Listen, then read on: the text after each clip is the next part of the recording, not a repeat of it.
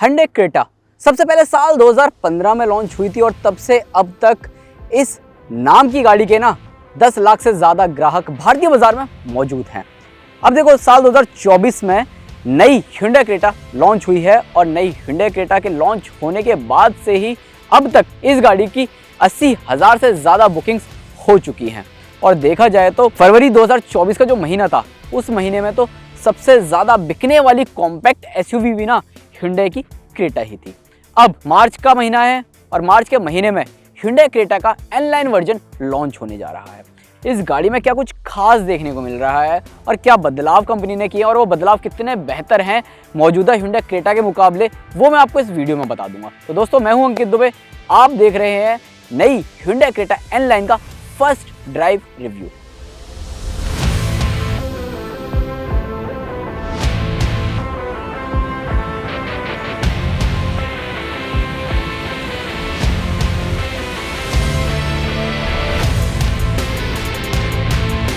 तो सबसे पहले हम बदलाव की बात करते हैं कि नई hyundai क्रेटा N-Line में मौजूदा hyundai क्रेटा के मुकाबले क्या कुछ तब्दीलियां देखने को मिलती हैं। तो सबसे पहले अगर आप इस गाड़ी का फ्रंट प्रोफाइल देखेंगे तो ये पूरी तरह बदला हुआ नजर आएगा। हालांकि हेडलाइट और जो DRL का सेटअप है वो प्रॉपर आपको मौजूदा hyundai क्रेटा जैसा ही देखने को मिलता है।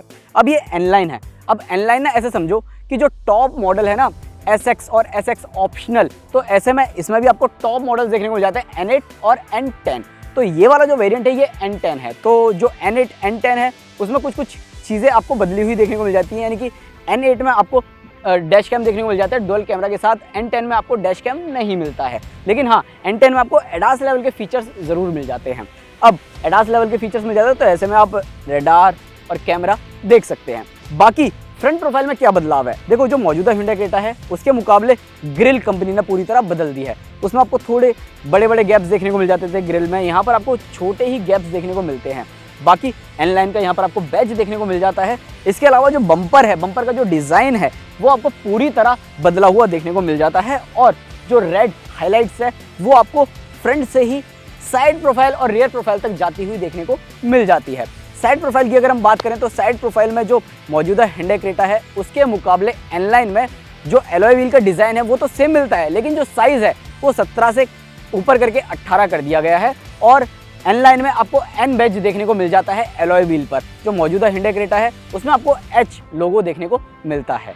ये वाला कलर जो आप देख रहे हैं ये है shadow grey with black roof. Overall अगर देखा जाए तो कंपनी इस N-Line के अंदर 3 मोनोटोन कलर और 3 dual tone colour options offer कर रही है। साइड के बाद अगर आप रियर प्रोफाइल की बात करते हैं तो यहाँ पर देखो रियर प्रोफाइल दिखने में आपको मौजूदा hyundai क्रेटा जैसा ही नजर आएगा, लेकिन बदलाव क्या है पीछे की तरफ, यहाँ पर आप स्पॉइलर देखते हैं तो स्पॉइलर पूरी तरह चेंज कर दिया गया है।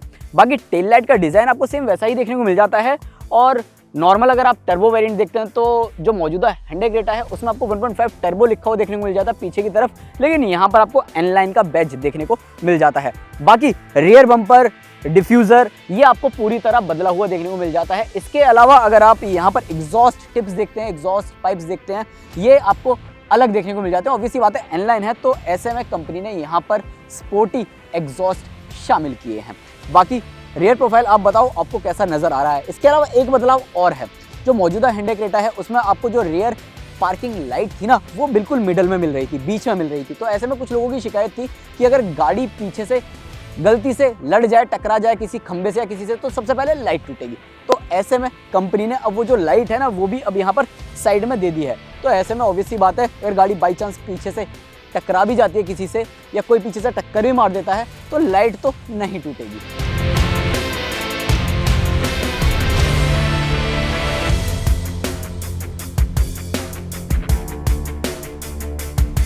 अब hyundai क्रेटा N-Line के इंटीरियर की बात करें तो मौजूदा क्रेटा के मुकाबले काफ़ी ज़्यादा प्रीमियम और स्पोर्टी नज़र आएगा।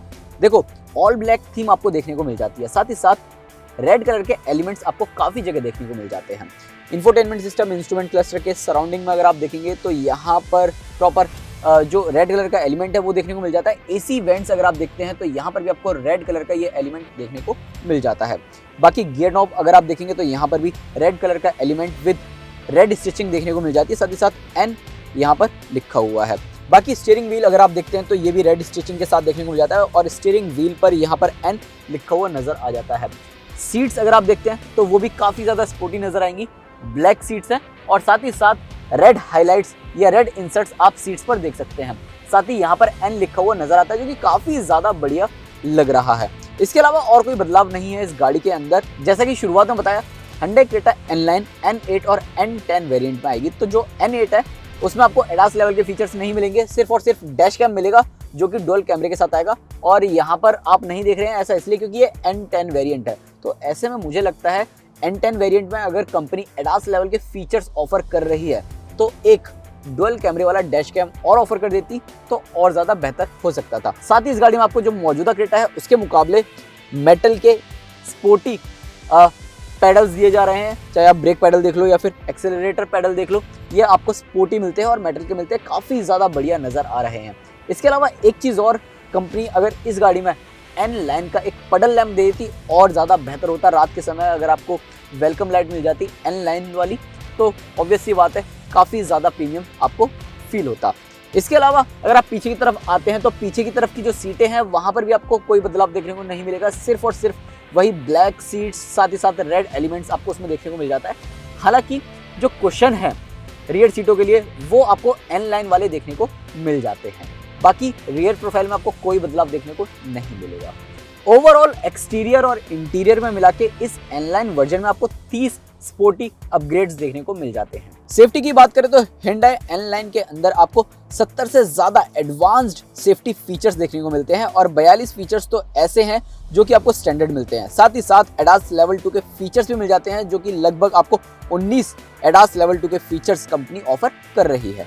तो नई Hyundai Creta के एक्सटीरियर और इंटीरियर में हुए बदलाव के बारे में तो आपको बता ही दिया है। अब हम चला रहे हैं फाइनली नई Creta N-Line, और जो N-Line है ना वो आपको सिर्फ और सिर्फ 1.5 लीटर टर्बो पेट्रोल इंजन के साथ ही देखने को मिलेगी, चाहे आप N8 वेरिएंट लो या फिर N10 लो। तो इसमें आपको मैनुअल और DCT ये दो ही ट्रांसमिशन ऑप्शन देखने को मिलेंगे। और मैं चला रहा हूँ DCT, तो DCT के साथ आपको पैडल शिफ्टर्स मिल जाते हैं, साथ ही साथ आपको ड्राइव मोड्स, ट्रैक्शन मोड्स देखने को मिल जाते हैं। तो ऐसे में अगर आप इस गाड़ी को चलाते हैं तो नो डाउट बहुत ही ज़्यादा तेज़ तर्रार ये गाड़ी नज़र आती है। इनफैक्ट मैनुअल से भी ज़्यादा तेज़ तर्रार इसका DCT ट्रांसमिशन काम करता हुआ नज़र आता है। और फ्यूल एफिशिएंसी की अगर बात की जाए तो वो भी आपको ज़्यादा देखने को मिल जाएगी। कंपनी क्लेम करती है 18.2 किलोमीटर प्रति लीटर DCT ट्रांसमिशन के साथ और मैनुअल के साथ 18 किलोमीटर प्रति लीटर। और DCT ट्रांसमिशन के साथ अगर आप 0 से 100 kmph का टाइम देखते हैं तो वो भी काफ़ी ज़्यादा बढ़िया है, 8.9 सेकेंड्स में ये 0 to 100 कवर कर लेती है। अब देखा जाए तो जो नॉर्मल क्रेटा है उसके मुकाबले अगर आप बदलाव देखते हैं खासकर इस क्रेटा N-Line में तो कोई भी बदलाव आपको देखने को नहीं मिलेगा। सिर्फ और सिर्फ जो एग्जॉस्ट नोट है वो हल्का सा भले ही बदला हुआ नजर आए, वो भी स्पोर्ट मोड पर आपको थोड़ा सा ऐसा फील कराएगा कि ये गाड़ी और ज़्यादा स्पोर्टी हो गई है, एग्जॉस्ट नोट से कुछ उस तरीके की आवाज़ देखने को मिल रही है। बाकी पैडल शिफ्टर्स आपको मिल जाते हैं DCT ट्रांसमिशन के साथ, तो ऐसे में अगर आप थोड़ा सा फन करना चाहते हैं गाड़ी चलाते समय तो वो भी आप कर सकते हैं। बाकी जो ट्रांसमिशन है वो काफ़ी ज़्यादा बेहतर काम करता हुआ नज़र आता है और लो रेव से हाई रेव पर आप एकदम से जाते हैं तो वहाँ पर किसी तरीके की कोई दिक्कत नहीं होती है। गियर शिफ्टिंग बहुत ही सीमलेस और स्मूथली काम करती हुई नजर आती है। अब N-Line वर्जन है तो सस्पेंशन रिट्यून है, तो राइड क्वालिटी और स्टीयरिंग फीडबैक में आपको थोड़ा सा फर्क जरूर देखने को मिलेगा। और तेज मोड़ पर गाड़ी के साथ अगर आप कॉर्नरिंग कर रहे होते हैं तो वहाँ पर स्टीयरिंग और गाड़ी की जो सस्पेंशन है वो काफ़ी अच्छा खासा रिस्पॉन्स देते हुए नजर आते हैं, तो वहाँ पर भी आपको किसी तरह की कोई दिक्कत नहीं होती है। और ये Hyundai Creta N-Line का N10 वेरिएंट है, यानी कि टॉप ऑफ द लाइन। तो ऐसे में आपको एडास लेवल 2 के फीचर्स मिल जाते हैं, जैसा कि पहले बताया, रेडार और कैमरा बेस्ड आपको लगभग 19 फीचर्स देखने को मिलते हैं। तो अभी मैं हाईवे पर चल रहा हूँ तो ऐसे में जो इस गाड़ी का लेन कीप असिस्ट है वो काफ़ी बढ़िया काम करता हुआ नजर आता है। इनफैक्ट अगर आप अडेप्टिव क्रूज कंट्रोल भी इस गाड़ी में यूज करते हैं तो वो भी बहुत ही जबरदस्त काम करता हुआ नजर आता है। इनफैक्ट जो इस गाड़ी में मिलने वाला इमरजेंसी ब्रेकिंग सिस्टम है वो भी बहुत ही जबरदस्त काम करता हुआ नजर आता है। ओवरऑल अगर आप एडास लेवल के फीचर्स देखते हैं तो नो डाउट उनसे आपको किसी तरह कोई शिकायत देखने को नहीं मिलती है। लगभग 47 सेफ्टी फीचर्स आपको इस गाड़ी के अंदर देखने को मिलते हैं। फिलहाल भारतीय बाजार में N-Line आने से पहले मौजूदा Hyundai Creta की कीमत 11 लाख रुपए से शुरू होती है, जाती है 20,15,000 रुपए एक्स शोरूम तक। अब अगर देखा जाए तो जो N-Line वेरिएंट है ऑब्वियस सी बात है, जिस हिसाब से कंपनी ने बदलाव किए हैं एक्सटीरियर और इंटीरियर में, ऐसे में अगर कंपनी 30 से 50,000 रुपए कीमतों में बढ़ोतरी करती है तो ऑब्वियस सी बात है एन लाइन आपके लिए एक परफेक्ट पैकेज के साथ साबित होता है। और आप बताओ आपकी क्या राय है नई Hyundai Creta एन लाइन को लेकर। साथ ही ये भी बताओ कि आपको मौजूदा Hyundai Creta ज़्यादा पसंद आ रही है या फिर एन लाइन ज़्यादा पसंद आ रही है। और साथ ही अपने उन दोस्तों को भी ये वीडियो ज़रूर शेयर करें जो कि जानना चाहते हैं, देखना चाहते हैं कि नई Hyundai Creta एन लाइन में क्या कुछ खास देखने को मिलता है और चलाने के दौरान किस तरीके से ये गाड़ी परफॉर्म करती हुई नजर आती है।